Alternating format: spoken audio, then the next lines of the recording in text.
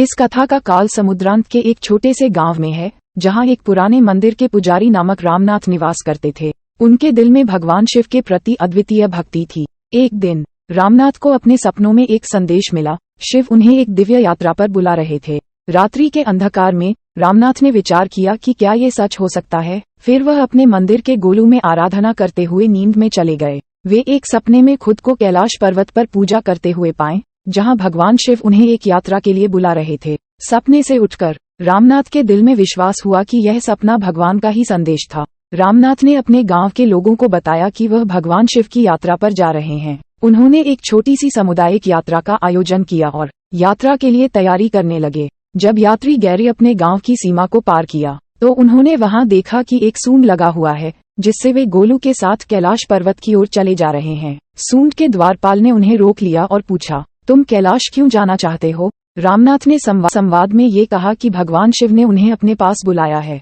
सूंड के द्वारपाल ने उन्हें पास आने की अनुमति दी, लेकिन एक शर्त पर। वे यात्रा के दौरान किसी से भी बोलने का प्रतिबंध था। रामनाथ और उसके साथी यात्री कैलाश पर्वत की ओर बढ़ते चले गए और उन्होंने कई आश्चर्यजनक दृश्य देखे, जैसे कि पर्वत के ऊपर हिमकुंज और गंगा का जल जो शिव के जटाओं से बह रहा था। कैलाश पर्वत पर पहुंचकर रामनाथ ने देखा कि भगवान शिव ध्यान में लिपटे हुए थे। उन्होंने आपके सामने जाकर प्रणाम किया और बोला, हे भगवान शिव, मैंने आपके बुलावे का पालन किया है। कैसे मैं आपकी सेवा कर सकता हूँ? भगवान शिव ने धीरे धीरे उनसे बात की। रामनाथ, तुमने मेरे आवाज को सुना और मेरे पास आने का साहस किया। अब मैं तुमसे एक कठिन कार्य का आदेश देना चाहता हूँ। तुम्हें धरती पर जाकर एक पवित्र गंगा के तीर पर जाना होगा और वहाँ से एक पवित्र शिवलिंग को लाना होगा। इस शिवलिंग को धरती पर रखकर तुम लोगों को आशीर्वाद देने का कार्य मिलेगा। रामनाथ ने तय किए बिना किसी संकेत के यात्री दोस्तों के साथ कैलाश पर्वत से लौटने का निर्णय लिया। उन्होंने पास के गंगा नदी का तीर चुना और वहां पहुंचकर व्रत और तप के साथ शिवलिंग की प्राप्ति की।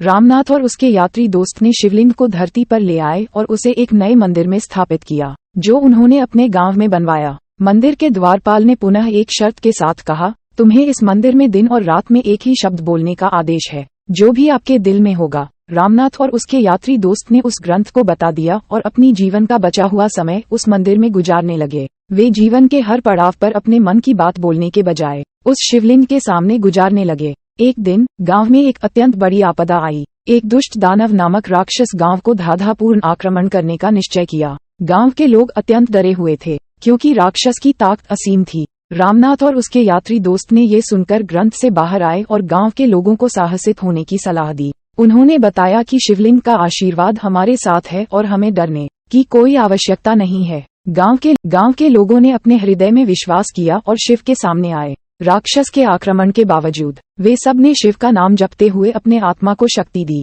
भगवान शिव के आशीर्वाद से गांव के लोग एक अद्वितीय शक्ति के साथ राक्षस के साथ लड़ने निकले। युद्ध के बाद राक्षस हराया गया और गांव के लोग सुरक्षित थे। इस घटना के बाद गांव के लोगों ने शिव का आभार प्रकट किया और उन्होंने उसकी पूजा अर्चना की आरंभ की। रामनाथ और उसके यात्री दोस्त ने अपने ग्रंथ को वापस मंदिर में ले जाकर शिव के सामने रख दिया और वहां वास करने लगे। इसके बाद गांव का नाम शिवपुर रखा गया और वहां का मंदिर शिव मंदिर के नाम से प्रसिद्ध हुआ। गांव के लोग हर साल भगवान शिव की पूजा अर्चना करते थे और उनकी आशीर्वाद से उन्हें सुख और समृद्धि मिलती थी। इस कथा से हमें ये सीखने को मिलता है कि विश्वास और भक्ति की शक्ति किसी भी मुश्किल को पार कर सकती